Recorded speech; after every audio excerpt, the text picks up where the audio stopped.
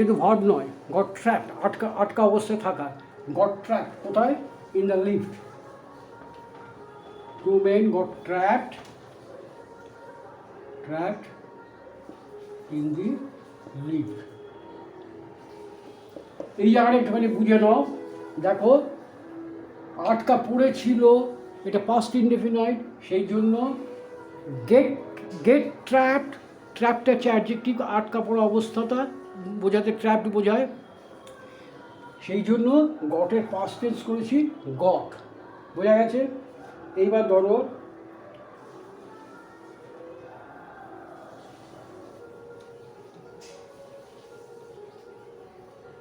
এই বাড়িতে এখনো বিদ্যুৎ সংযোগ দেওয়া হয়নি।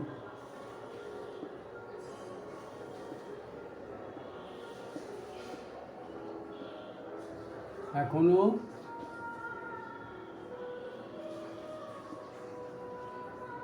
বিদ্যুৎ সংযোগ দেওয়া হয়নি।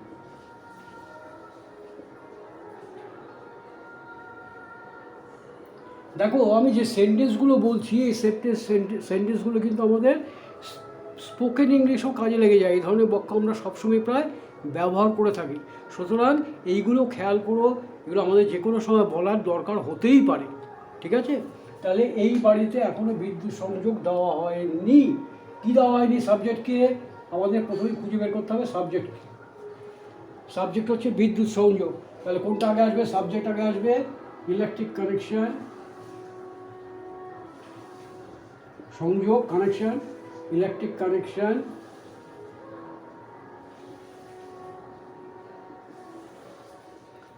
দেওয়া হয়নি, দেওয়া হয়েছে। এছে থাকলে কি হয়?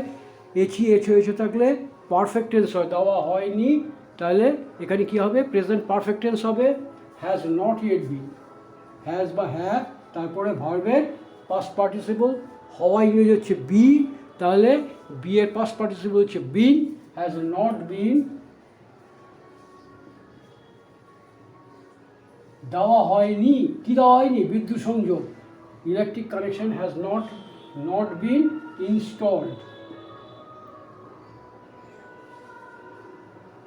ইনস্টল মানে কোনো কিছু তোমার লাগানো, এগুলোকে ইনস্টল করা বলে। ইলেকট্রিকের কোনো সংযোগ দেওয়া, এগুলোকে ইনস্টল করা বলে। ঠিক আছে? তাহলে electric connection has not been install, কিন্তু এখনও, এখনও এইটা কোথায় যাবে? এখনও, নট ইয়েট। দেখো, তোমাদের বলেছিলাম যে adverb of frequency auxiliary verb এবং মেন ভার্বের মাঝখানে বসে। এখানে অক্সিলারি ভার্ব কোনটা? হ্যাজ। আর মেইন ভার্ব কোনটা? বি, যার পাস্ট পার্টিসিপল হয়েছে। তাহলে হ্যাজ, এখানে কি হবে? Yet. Electric connection has yet not been installed. বোঝা গেল?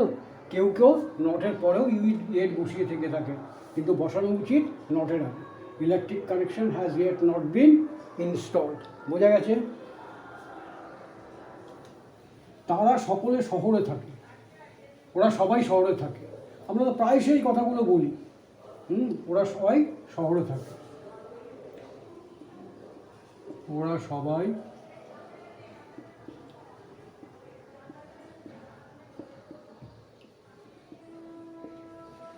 ওরা সবাই they all, it is subject.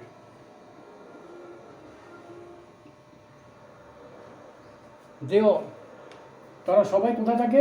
শহরে থাকে। Who, what, where, when, how, why, তাহলে দে অল, এখানে কি আসবে? Subject, leave.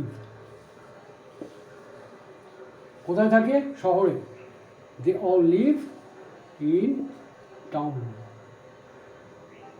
এইবার দেখো, ইন টাউন বলেছি। সাধারণত কোনো নাউন যখন আমরা ব্যবহার করি কোনো সেন্টেন্সে, তার আগে একটা আর্টিকেল বসাতে হয়।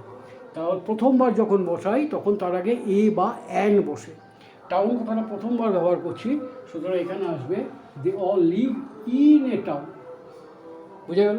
এইবার দেখো, এই যে লিভ কথাটা বললাম, লিভের মধ্যে আমরা আরেকটা জিনিস ব্যবহার করতে পারি, সেটা হচ্ছে অ্যাবাইড। ঠিক আছে? Abide in a town. এই অ্যাবাইড ইন মানে বসবাস করা, কিন্তু তুমি ইনের জায়গায় যদি বাই বসে দাও তাহলে কিন্তু মানেটা আলাদা হয়ে যাবে। এটা ফিক্সড প্রিপোজিশন, সেখানে বাই দিলে অন্য মানে হয়ে যাবে, সেখানে মানে হচ্ছে মেনে চলা। হি ডাজ নট অ্যাভয়েড, সে তার বাবার কথা শুনে চলে না। He does not avoid by his father's instruction. মানেটা কি? সে তার বাবার কথা শুনে চলে না। তাহলে খেয়াল রাখতে হবে, আমি প্রিপোজিশন, এই ফিক্সড প্রিপোজিশনগুলো যদি ওলট পালট করে ফেলি তাহলে তার মানেটাও আলাদা হয়ে যাবে। এবার আরেকটা দেখা যাক।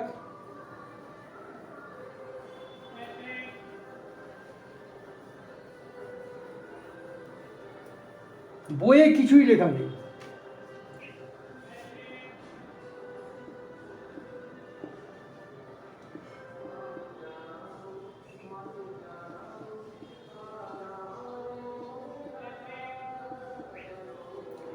কিছুই না, নাথিং।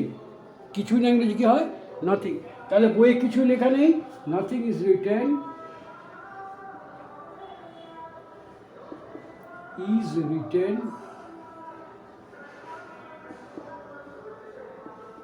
in the book. বই কিছুই লেখা নেই, nothing is written in the book. এখানে একটা জিনিস খেয়াল করো, দেখো এখানে ইজ এর পরে ভার্বের থার্ড ফর্ম ব্যবহার করা হয়েছে, রাইটের থেকে রিটেন হয়েছে। এগুলো হচ্ছে প্যাসিভ সেন্টেন্স। প্যাসিভ আর অ্যাক্টিভ, ঠিক আছে? এই দুটো একটু তফাৎ বুঝতে হবে। অ্যাক্টিভে কী হয়? যেখানে কর্তার প্রাধান্য থাকে, যে বাক্যগুলোর মধ্যে কর্তার প্রাধান্য থাকে সেইগুলোকে বলা হয় অ্যাক্টিভ। আর যার মধ্যে কর্তার প্রাধান্য নেই, কর্মের প্রাধান্যটাই থাকে, সেইটা হচ্ছে প্যাসিভ। প্যাসিভ করার নিয়মটা কি? প্যাসিভে সবসময় বি ভার্বের পরে ভার্বের পাস্ট পার্টিসিপল আসে।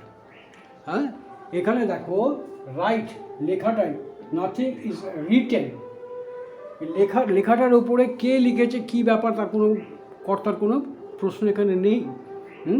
সেই জন্য এটা প্যাসিভ সেন্টেন্স হয়েছে বি ভার্বের পরে ভার্বের থার্ড ফর্ম দিয়ে।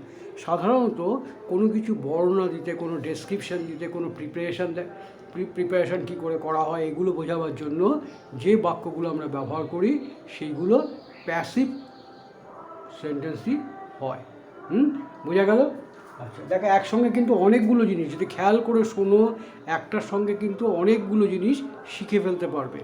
সুতরাং ভিডিও দেখার সময় খুব মনোযোগ দিয়ে দেখবে, ভুল হয়ে গেলে পরে ব্যাক করে স্কিপ করে আবার দেখো, মনোযোগ দিয়ে শোনো, বারবার ভিডিওগুলোকে দেখো।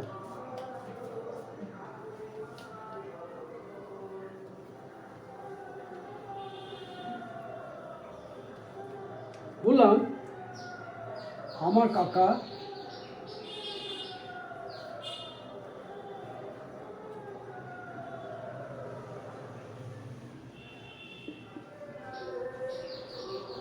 বাংলাদেশে থাকে।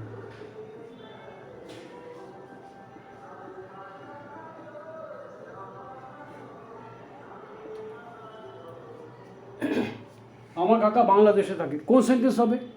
থাকেন, এটা তার অভ্যাসের ব্যাপার দাঁড়িয়েছে, তাহলে এটা প্রেজেন্ট ইনডেফিনিট টেন্স। আমার কাকা সাবজেক্টকে, আমার কাকা কোথায় থাকেন? বাংলাদেশে, তাহলে সাবজেক্ট কি? My uncle.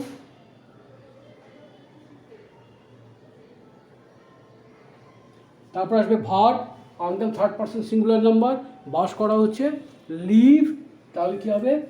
Third person singular number হলে এর সঙ্গে এস যোগ হবে, লিভস।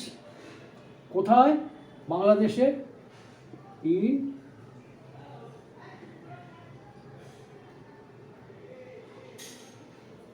ঠিক আছে, পরিষ্কার?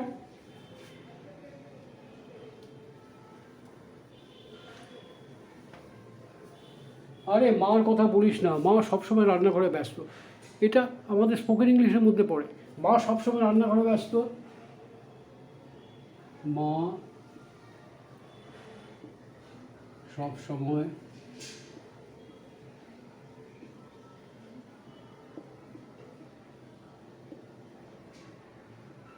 ব্যাস। সাবজেক্টকে মা, মম। এইবার দেখো মনে রাখতে হবে সবসময় অলওয়েজ, আবার মনে রাখতে হবে অলওয়েজটা কি অ্যাডভার্ব অফ ফ্রিকোয়েন্সি, কোথায় বসবে? অক্সিলারি ভার্ব আর মেইন ভার্বের মাঝখানে বসবে। ব্যস্ত থাকা, বিজি, তাহলে মম ইজ অলওয়েজ বিজি। কোথায়? ওয়্যার? রান্নাঘরে, ইন দ্য কিচেন।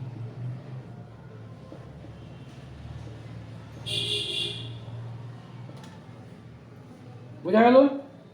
এইবার ধরো যদি বলি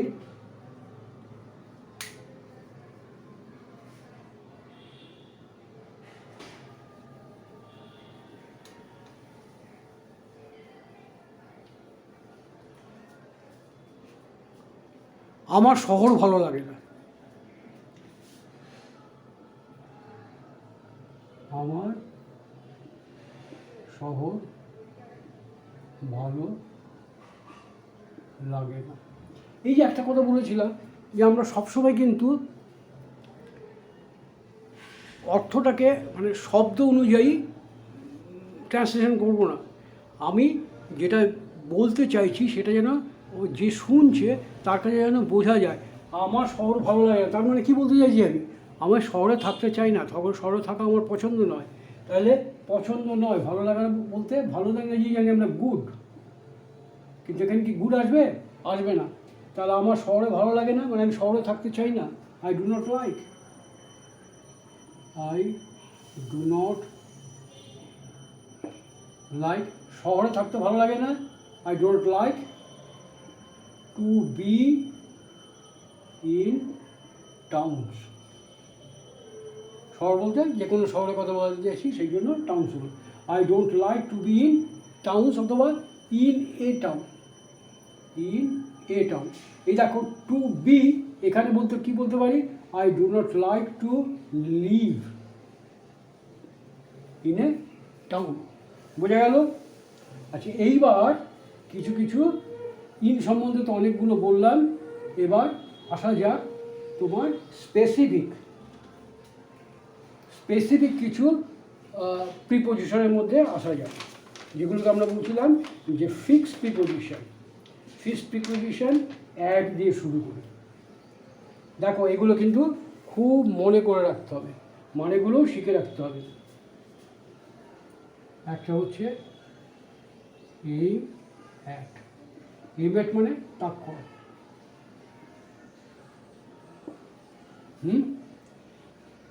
ঠিক আছে, এইম অ্যাট তাক করা, কোনো কিছু দিয়ে তুমি তাক করেছো। যে ডাকোয়েট, ডাকাতটা ম্যানেজারের দিকে